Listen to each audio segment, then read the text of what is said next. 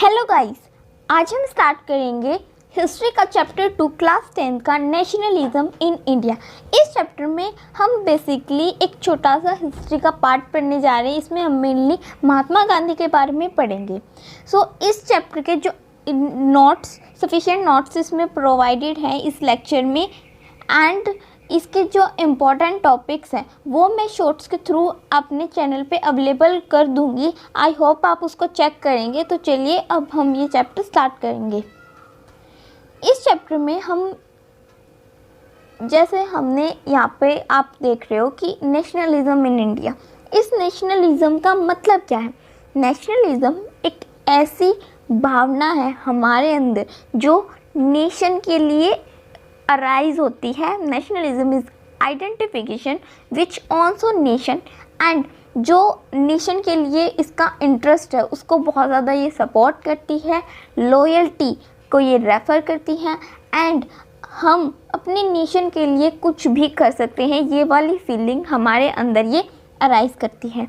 इसमें nation states का formation हो जाता है। नेशन स्टेट्स क्या होती हैं? नेशन स्टेट्स एक ऐसी स्टेट होती है जो बिल्कुल इंडिपेंडेंट हो, दैट मीन्स इंडिपेंडेंट स्टेट। इसमें जो पीपल की अंडरस्टैंडिंग है उसमें चेंज आ जाता है कि वे कौन थे, उनकी आइडेंटिटी क्या थी और वे कहाँ से बिलोंग करते थे। अब नॉर्मली हम बोलेंगे कि हम दिल्ली से हैं, हम यहाँ रहते हैं, लेकिन जब आपके अंदर नेशनलिज्म की फीलिंग आ गई थी उस टाइम पे, तो सब ये बोल रहे थे हम इंडिया से हैं एंड हमारी आइडेंटिटी है एक, हम इंडियन हैं। तो ये वाली फीलिंग उनके अंदर आ गई थी। न्यू सिंबल्स एंड आइकन्स बहुत ये डेवलप हुए थे, new songs and ideas build हुए थे, एंड जो कम्युनिटीज़ हैं उनकी बाउंड्रीज फिर से डिफाइंड की थी। अब नेक्स्ट बात करेंगे हम कि जो हमारी जो इंडिया है उसमें ये नेशनलिज्म की फीलिंग, ये कॉन्शियसनेस, ये कैसे एमर्ज हुई, ये इस चैप्टर में हम देखने वाले हैं। अब हम बात करेंगे कि जो मॉडर्न नेशनलिज्म है इंडिया में, जो मॉडर्न नेशनल उसकी ग्रोथ कैसे हुई। जो नेशनलिज्म है वो किससे कनेक्टेड है? एंटी कॉलोनियल मूवमेंट से। Anti colonial movements, it is a movement oppose to colonial rule of a country by another. एक कंट्री का रूल दूसरी कंट्री पे अगर रूल करते हैं तो उसको उसके जो अपोज होता है उसको एंटी कॉलोनियल मूवमेंट उसको बोलते हैं। ये नेशनलिज्म इससे बिल्कुल कनेक्टेड थी। पीपल उनकी जो यूनिटी है उसको डिस्कवर करने लग गए थे कि अगर हम कॉलोनियलिज्म के साथ स्ट्रगल करेंगे, उसके साथ बचाव करेंगे तो हमें यूनिटी मिल सकती है।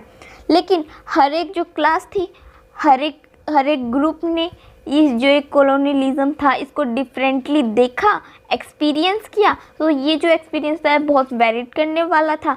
जो फ्रीडम का जो नोशन है वो हर जगह सेम नहीं था। कोई जो ग्रुप है, मान लीजिए ट्राइब्स का ग्रुप है, वो कहीं और रिवॉल्ट कर रहा था, एंड जो पीजेंट्स का ग्रुप है वो कहीं और रिवॉल्ट कर रहा था।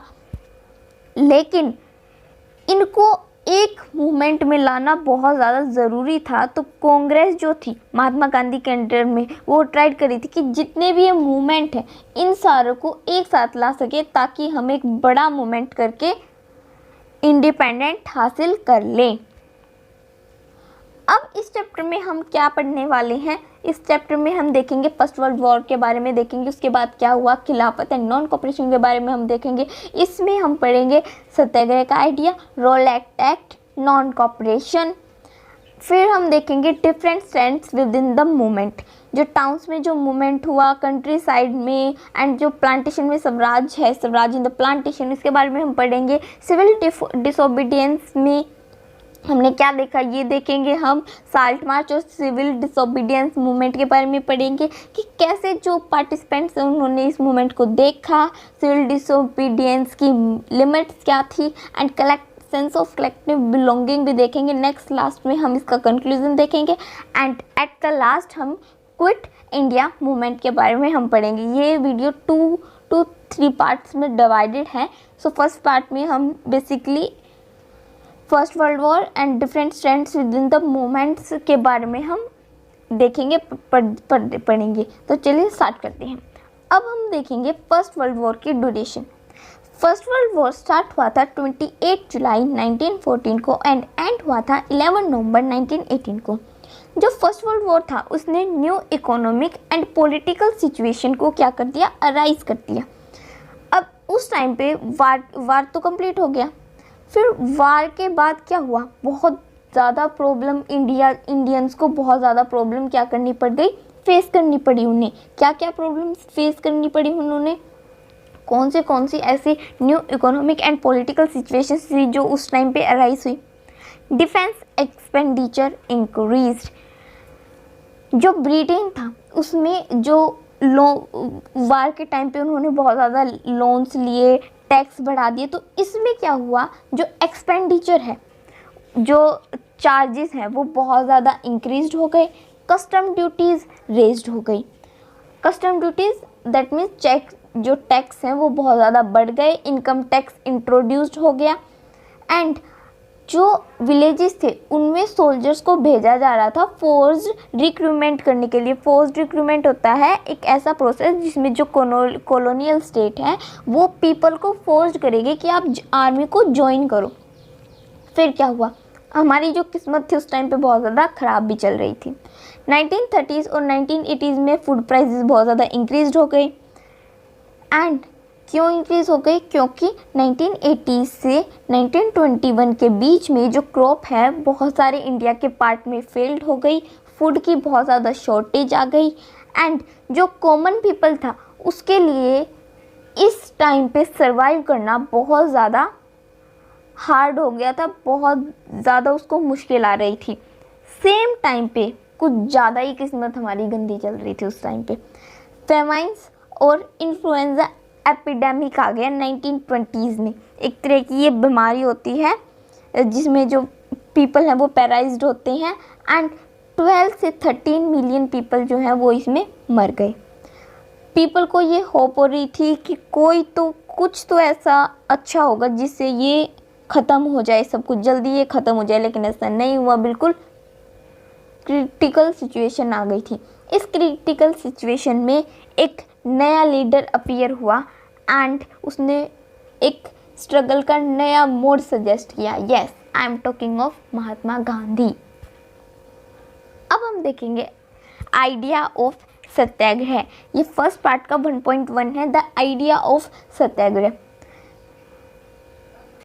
महात्मा गांधी ने, जैसा कि आप जानते हैं कि साउथ अफ्रीका में उसने रिवॉल्ट किया था, जो ब्लैक पीपल हैं उनके लिए उन्होंने रिवॉल्ट किया था। फिर जो महात्मा गांधी है वो इंडिया में आए जनवरी 1915 में। साउथ अफ्रीका में उन्होंने जो ये ब्लैक वाला सिस्टम है इसके अगेंस्ट उन्होंने सत्याग्रह किया था and he used A novel method of mass agitation. That means movement को फाइट करने का उन्होंने एक नया मेथड निकाला और उसको उसने क्या नाम दे दिया, सत्याग्रह। सत्याग्रह का जो आइडिया है वो ये बोलता है कि हमें जो हमारा जो सच है उसके लिए स्टैंड लेना बहुत ज़्यादा ज़रूरी है। हमें ट्रूथ को सर्च करने की ज़रूरत है। अगर हमारा कोज ट्रूथ के लिए सही है तो हमारा जो स्ट्रगल है इनजस्टिस के अगेंस्ट उसमें फिज़िकल फोर्स की कोई नीड नहीं है। हम जो ऑपरेसर है उसको उसकी गलती का एहसास दिला के बिना वॉयलेंस से भी हम अपना बैटल जीत सकते हैं। ये जो है ये महात्मा गांधी ने ये नॉन वायलेंस का धर्म जो है इसमें इसको ये लग रहा था कि इससे हम जितने भी हमारे जो इंडियंस हैं उनको यूनाइट कर सकते हैं। जो महात्मा गांधी है इससे वो होके उसने 3 सत्याग्रह उसने ऑर्गेनाइज किए। Champaran Bihar in 1917, Khera district of Gujarat that is also in 1917 and Ahmedabad Gujarat in 1918। इसके बारे में हम डिटेल में पढ़ेंगे। सबसे पहले चंपारण बिहार, ये जो सत्याग्रह था वो इंडिगो फार्मर्स के लिए लॉन्च हुआ था 1917 में। इसमें क्या था, जो पीजेंट्स हैं उनको फोर्स किया जाता था कि आप इंडिगो की खेती करो अपने फील्ड पे, लेकिन वो अगर ऐसा करते इंडिगो की खेती में ऐसा होता है कि अगर इस पे एक बार इंडिगो की खेती हो गई लैंड पे, तो उसके बाद ये जो फील्ड होती है ये ख़राब हो जाती है। तो इनके लिए उनको फोर्स किया जा रहा था। लेकिन जो गांधी जी थे उन्होंने पीजेंट्स को इंस्पायर्ड किया कि अब हम ऐसा कोई सिस्टम जो है वो हम इंडिगो खेती नहीं करेगी। उन्होंने ये वहाँ पे एंड वो इससे सक्सेसफुल भी हुए वो। फिर उन्होंने नेक्स्ट किया खेड़ा गुजरात में।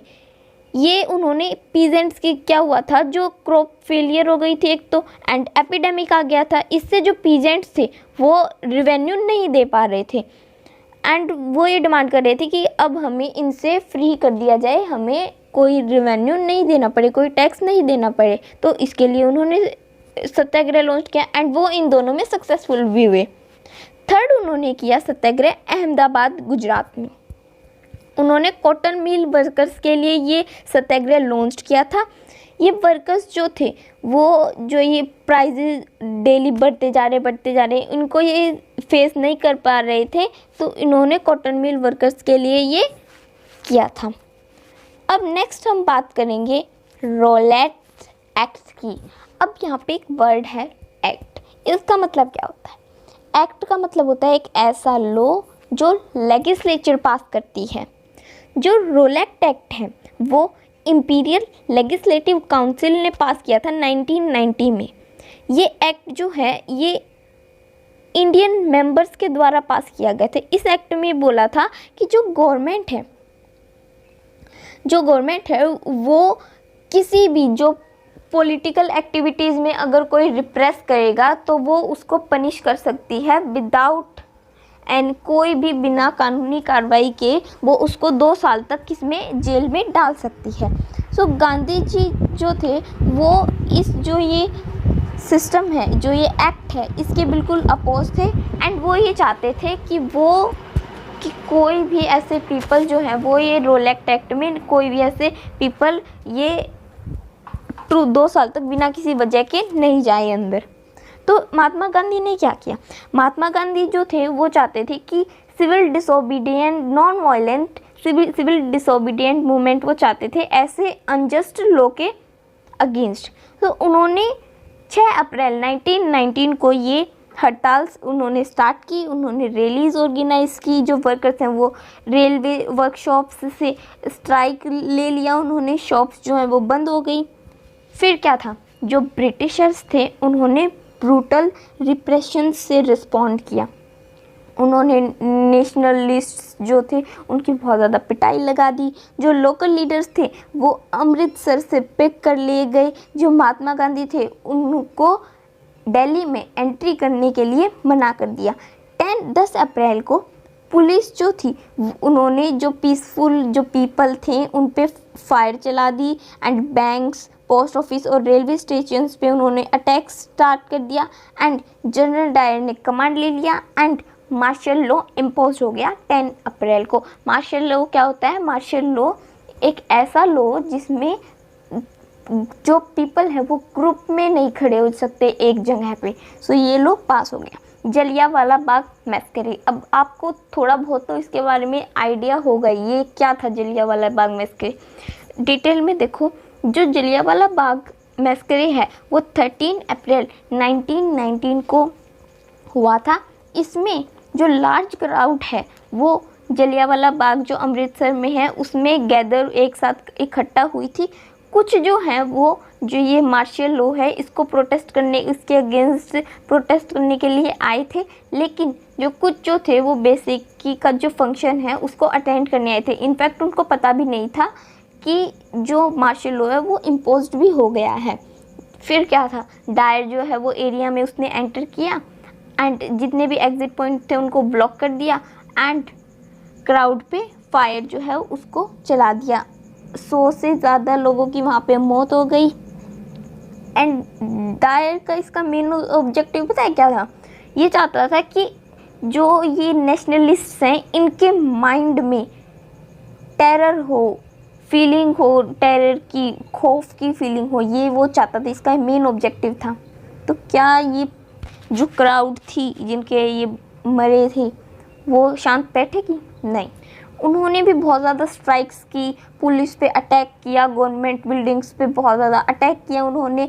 लेकिन फिर क्या था, एक साइड से तो कुछ नहीं होता, अब लड़ाई चल रही है तो दोनों साइड से तो होगी। गवर्नमेंट ने भी ब्रूटली से रिस्पॉन्ड किया, इन्होंने पीपल को ह्यूमिलेट किया, उनको बहुत ज़्यादा टेरराइज किया, इनको बोला कि अपनी जो नाक है उनको इतना प्रेशराइज कर दिया, इतना उनको पीटा, इतना पीटा कि उनको बोला कि अपनी जो नाक है वो ग्राउंड पे आप रब करो, स्ट्रीट्स पे आप रेंगो, क्राउल करो, एंड जितने भी साइड से उनको सैल्यूट करो। जो पीपल हैं उनको बहुत ज़्यादा पनिश किया गया, उनको स्ट्रिक से मारा गया। एंड जो विलेजेस हैं अराउंड गुर्जरवाला पंजाब में है ना, वो ये पाकिस्तान में है, ये बॉम्ब कर दिया गया। ऐसा जो वायलेंस, जो फैलता वायलेंस देख के महात्मा गांधी ने इस मूवमेंट को क्या कर दिया, कॉल्ड ऑफ कर दिया। जो हड़ताल उन्होंने 6 अप्रैल को स्टार्ट की थी वो उन्होंने स्टॉप कर दी। जो महात्मा गांधी है, अब उसको ये लग रहा था, उसने ये जो रोलेट एक्ट जो है ये बहुत ज़्यादा वाइड स्प्रेड हो रहा था तो उन्होंने ये बंद कर दिया। फिर अब जो महात्मा गांधी है उसको लग रहा था कि जो ये मूवमेंट है इंडिया में, हमें कुछ बड़ा करना होगा, कुछ ऐसा करना होगा जिससे एक मूवमेंट से हम अपोजिट पार्टी को क्या कर लें, उसको सक्सेसफुली हरा दें। उसको लग रहा था कि हमें कुछ बड़ा करने की ज़रूरत है।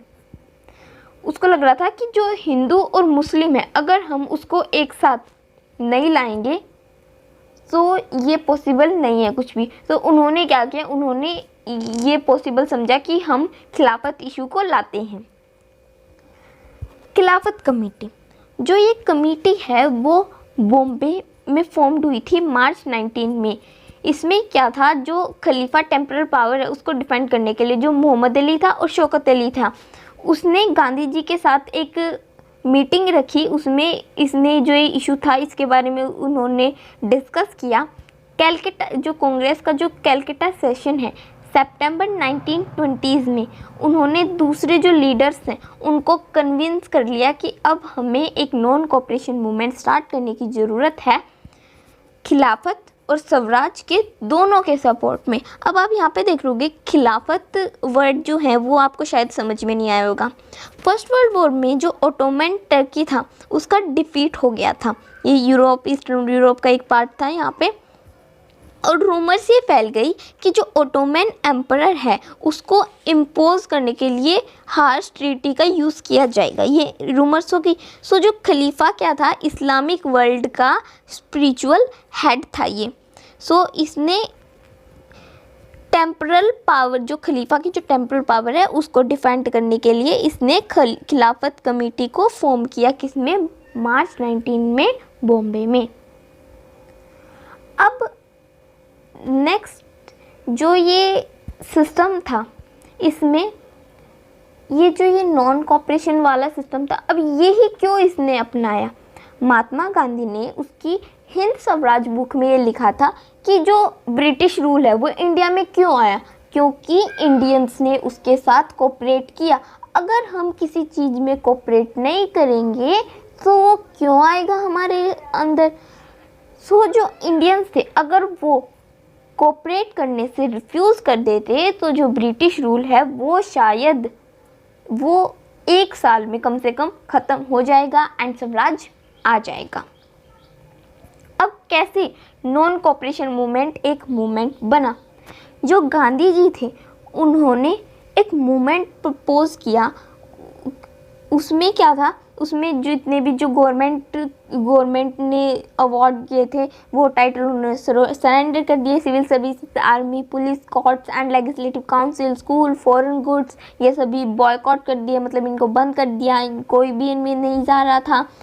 जो गवर्नमेंट थी उन्होंने जो ये फुल सिविल डिसोबीडियंट कंपेनियंस है इनको यूज़ करने लग गई। जो 1920s की जो समर थी उसमें महात्मा गांधी एंड शौकत अली जो थे उन्होंने मूवमेंट का पॉपुलर सपोर्ट को मोबिलाइज किया। अब जो कांग्रेस थी उन्होंने क्या किया, नवंबर 1920s में उनको ना चाहते हुए भी उन्होंने जो ये काउंसिल इलेक्शंस थी उनमें उनका बॉयकॉट करना पड़ा और उनको ये लग रहा था कि जो पॉपुलर वायलेंस है वो लेड होगी, इससे वायलेंस हो सकती है।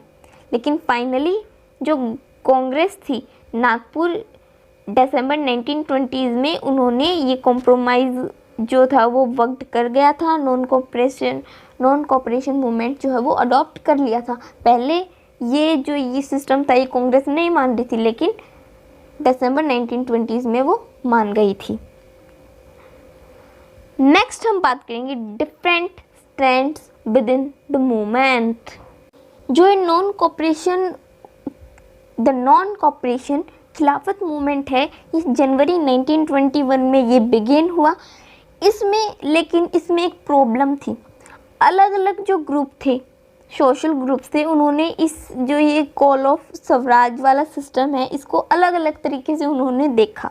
अब हम डिटेल में पढ़ेंगे कि कैसे कैसे ये मूवमेंट है ये कहाँ कैसे देखा गया। सबसे पहले हम टाउन्स में देखेंगे, टाउन्स में ये मूवमेंट कैसे देखा गया। जो ये मूवमेंट है वो मिडिल क्लास के साथ स्टार्ट हुआ। जो मिडिल क्लास थी ना, जो ना तो गरीब थी ना ज़्यादा अमीर थी, उसने इसमें पार्टिसिपेट किया। जो स्टूडेंट्स और टीचर्स थे उन्होंने जो गवर्नमेंट के द्वारा जो स्कूल्स और लॉयर्स जो कंट्रोल किए जा रहे हैं उनको उन्होंने छोड़ दिया। एंड मद्रास को छोड़ के सभी जितने भी जो काउंसिल इलेक्शंस थे उनमें इन्होंने बॉयकॉट कर दिया।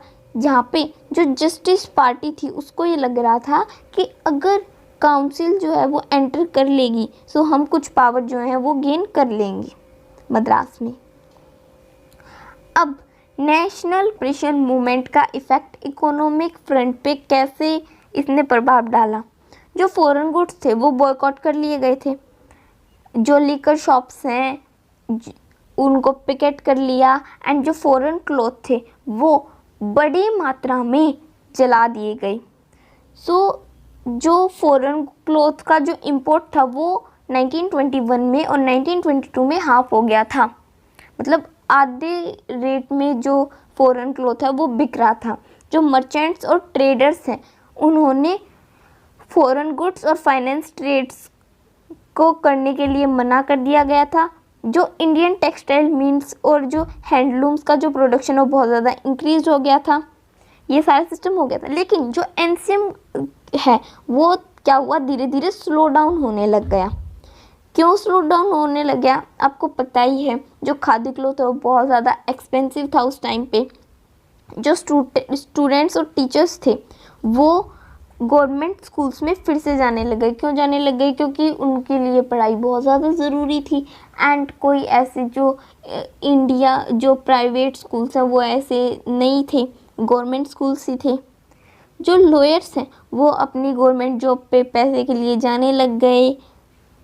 जो अल्टरनेटिव इंस्टीट्यूशन है उनकी इकोनॉमी की वजह से। अब हम नेक्स्ट बात करेंगे कंट्री साइड में कैसे जो पीजेंट्स हैं उन्होंने इसको कैसे देखा। अवध में जो बाबा रामचंद्र था उसने कुछ पीजेंट्स लेड किए। बाबा रामचंद्र कौन था, ये एक ऐसा सन्यासी था जो फिजी में से आया था। एक इंडेंजर्ड लेबरर की तरह, इंडेंजर मतलब एक फोर्स्ड लेबरर की तरह। ये जो यहाँ पे जो मूवमेंट था वो ताल्लुकदार और लैंडलॉर्ड्स के अगेंस्ट था। क्यों, जो ताल्लुकदार थे वो उनसे बहुत ज़्यादा रेवेन्यू ले रहे थे और उनको बेगार की तरह काम कर रहे थे। बेगार क्या है, एक लेबर की तरह उनसे वर्क कराते थे without any payment. And नानदोबी buns.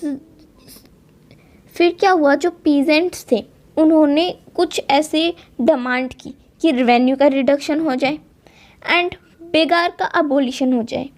Oppressive landlords हैं उनका बॉयकॉट हो जाए। जो नाइदोबी बंस है वो पंचायत के द्वारा ऑर्गेनाइज की गई। इवन जो बार्बर्स और वॉशरमैन्स थे वो भी इसमें इंक्लूडेड थे लैंडलॉर्ड्स को डिप्राइव करने के लिए। जून 1920s में जो जवाहरलाल नेहरू है वो अवध के विलेजेस में आए और उन्होंने जो पीपल की, जो विलेजर्स की जो दुख है, उनके जो ग्रीवेंसेस हैं, वो ग्रीवेंसेस मतलब दुख जो हैं वो क्या है, वो उन्होंने उनकी पीड़ा को सुना। अक्टूबर में जो औध किसान सभा है वो जवाहरलाल नेहरू, बाबा रामचंद्र एंड कुछ अदर जो लीडर्स हैं उनके द्वारा सेटअप की गई। 1 महीने में 300 ब्रांचेस जो हैं विलेजेस में सेटअप की गई। हालांकि जो पीजेंट मूवमेंट है वो कांग्रेस के साथ उनके अच्छे संबंध नहीं थे, क्योंकि जो कांग्रेस थी वो इनको ज़्यादा सपोर्ट नहीं करती थी पीजेंट्स को। वो सिर्फ जो ये बड़े बड़े जो पीपल हैं, जो मिडिल क्लास हो गए और जो रिच पीपल है, उनको ज़्यादा सपोर्ट करती थी। वो इनके मामलों को ज़्यादा बाहर नहीं निकालती थी, वो इसलिए क्योंकि इनसे ज़्यादा हैप्पी वो नहीं थी। अब जो मूवमेंट है उसके फेलियर के रीज़न थे। ये मूवमेंट फेल हो गया। क्यों फेल हो गया? जो तालुकदार और मर्चेंट्स के जो हाउसेस थे उनको अटैक कर लिया गया, बाज़ार लूटने लग गए, जो ग्रेन्स हैं उनको लेके वो भागने लग गए, उनका जितना जो ग्रेन का ढेर है वो ले के चले गए। वो जो लोकल लीडर्स थे उन्होंने गांधी जी को बताया कि उन्होंने पीजेंट्स, जो लोकल लीडर्स थे ना, उन्होंने पीजेंट्स को बताया कि गांधी जी ने बोल दिया है कि आपको अब लैंड मिलेगा। अब किसी जो पुअर है उसको किसी भी दुख, किसी भी उसकी वो नहीं होगी। सो जो महात्मा गांधी का जो नेम है वो गलत चीज़ों के लिए यूज़ होने लग गया, उनकी लिमिट्स नहीं रही, एक्शंस बहुत ज़्यादा एक्सपीरियंस लेने लग गए, एस्पिरेशंस बनने लग गई। अब जो ट्राइबल्स हैं उसमें कैसे ये चीज़ें देखी, पीजेंट्स का देखा हमने, कंट्री साइड हमने टाउन्स का देखा। अब हम देखेंगे कि कंट्री साइड में क्या चीज़ थी। जो आंध्र प्रदेश का जो गुडम हिल्स है उसमें गोरिल्ला मूवमेंट जो है 1920s में स्प्रेड हुआ। गोरिल्ला कोई वो नहीं है, ये एक मूवमेंट है जिसमें जो स्मॉल ग्रुप है उसके वेलफेयर के लिए रिफॉर्म तैयार करना है एक तरीके से। जो कॉलोनियल गवर्नमेंट है उसने जो फॉरेस्ट एरियाज़ है उसको बंद कर दिया गया और फॉरेस्ट में एंट्री करने के लिए जो ट्राइबल है उनको एंट्री करने के लिए उनको मना कर दिया गया। अब मान लीजिए आपका हाउस है, आप रह रहे हो उसमें, एंड कोई आपको बोल दे कि अब आपको इसमें नहीं रहना, आप यहाँ से चले जाओ, तो आपको गुस्सा आएगा। उसी तरीके से उन लोगों को भी गुस्सा आया बहुत ज़्यादा। तो उनकी जो लाइवलीहुड्स थी, जो उनकी ट्रेडिशनल राइट्स थे वो उनसे छीन लिए गए, उनको बहुत दुख हुआ और बहुत गुस्सा हो गए वो लोग। जो पीपल हैं वो काम करते करते थक गए थे, उनको रोड कंस्ट्रक्शन के लिए, वो बहुत ज़्यादा पावरफुल तो होते ही हैं वो पीपल, तो उनसे बहुत ज़्यादा रोड कंस्ट्रक्शन के लिए बेकार करा जा रहा था। तो जो अलूरी सीताराम राजू है वो ट्राइबल्स के लिए एक तरीके से भगवान के रूप में वो आ गए। उन्होंने ये बोला कि मेरे पास भगवान के कुछ स्पेशल पावर्स हैं, अगर मेरे को जो गोली है वो लग जाए फिर भी मेरे को कोई असर नहीं होगा। वो गॉड का एक तरीके से अवतार बोल रहे थे कि मैं गॉड का अवतार हूँ। सो जो राजू था उसने बोला कि जो महात्मा गांधी है वो उससे बात करता है, वो उससे मिलता है, वो उससे बहुत ज़्यादा इंस्पायर्ड है। जो नॉन कॉपरेशन मूवमेंट है उससे वो बहुत ज़्यादा इंस्पायर्ड है। जितने भी जो पीपल थे वो खादी पहन रहे थे वहाँ पे, एंड उन्होंने ड्रिंकिंग भी मना कर दिया गया था। एंड सेम टाइम पे जो इंडिया था उसने फोर्स का यूज़ ना करके, लेकिन उन्होंने एक गलती कर दी, खादी पहना, ड्रिंकिंग को गिव अप किया, लेकिन उन्होंने क्या कर दी, एक मिस्टेक कर दी, उन्होंने फोर्स का यूज़ कर लिया, ना कि नॉन वायलेंस का। जो गुडम है, गुडम रेबल्स है, वो उन्होंने पुलिस स्टेशन को अटैक किया एंड उन्होंने जो ब्रिटिश ऑफिशियल्स हैं उनको किल कर दिया गया। एंड जो गुरिल्ला वार है स्वराज के लिए वो मुश्किल हो गया। राजू को कैप्चर कर लिया गया एंड 7 मई 1924 को एग्जीक्यूट कर दिया। 7 मई 1924 को एग्जीक्यूट किया था, ये उसकी मेन वो है। लेकिन फिर भी वो एक फोक हीरो की तरह माना गया। स्वराज इन द प्लांटेशन, जो वर्कर्स थे उनकी भी खुद की उन अंडरस्टैंडिंग थी महात्मा गांधी के बारे में, और स्वराज नोशन ऑफ जो स्वराज की जो बिलीफ है, जो धारणा है, वो उनकी खुद की अंडरस्टैंडिंग थी। प्लांटेशन वर्कर के लिए स्वराज का मतलब है right to move freely, that means आप कहीं भी आ जा सकते हो। इसका मतलब है कि विलेज में अब वे आ सकते हैं। क्या हुआ था 1859 में इनलैंड इमाइग्रेशन एक्ट हुआ था। इसमें जो प्लांटेशन वर्कर्स हैं वो टी गार्डन्स को लीव नहीं कर सकता बिना परमिशन के, एंड उनको कोई परमिशन, हार्डली कोई परमिशन ऐसी मिली थी।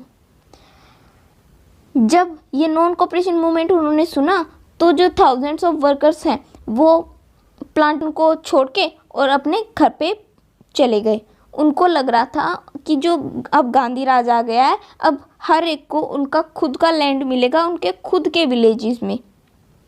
फिर लेकिन वो कभी भी अपनी डेस्टिनेशन पे नहीं पहुंच पाए, एंड जो रेलवेज और स्टीमर स्ट्राइक्स थी वो होने लग गई, एंड जो पुलिस थे उन्होंने उनको पकड़ लिया और उनको क्या किया, बहुत बुरी तरीके से उनको पीटा। इसका कंक्लूजन क्या निकला, जो स्वराज वर्ड है ये हर एक जगह पे अलग अलग तरीके से देखा गया। जो कांग्रेस का जो प्रोग्राम है वो इस मूवमेंट में अलग तरीके से डिफाइड किया गया। येट जो ट्राइबल है उन्होंने गांधी नेम को क्या किया, उसको बोला, गांधी नेम उसने बोला, एंड स्वतंत्र भारत उसने डिमांड भी की। लेकिन क्या हुआ, जितने भी जो इंडिया मूवमेंट है उसमें जो गांधी जी है, जो कांग्रेस है, वो इनको यूनाइट नहीं कर पाई। जो कांग्रेस थी वो उन्होंने उसकी इमीडिएट लॉयल्टी को क्या किया, आइडेंटिफाई किया। 1922 में चोरा चोरी जो गोरखपुर में है उसमें पुलिस के साथ वोलेंट क्लैश किया गया बाजार में, एंड फरवरी 1921 में ये आप देख रहे हो चोरा चोरी मूवमेंट है, इसमें जो ये पुलिस थी इस पे वोलेंट क्लैश डाला गया। ये इंसिडेंट से बहुत ये ज़्यादा जो महात्मा गांधी है उनको दुख पहुंचा। उनको ये मूवमेंट का जब पता चला तो उन्होंने नॉन कोऑपरेशन मूवमेंट को क्या कर दिया, बहुत सारे प्लेसेस पे वोलेंट हो रहा था तो उसने ये विड्रॉ कर दिया। That's all. ये आपका फर्स्ट पार्ट है। सेकंड पार्ट में जल्दी ही अपलोड कर दूंगी। अगर आपको ये समझ में आया तो प्लीज़ इसको लाइक करना, शेयर करना एंड सब्सक्राइब करना। Thanks you for watching.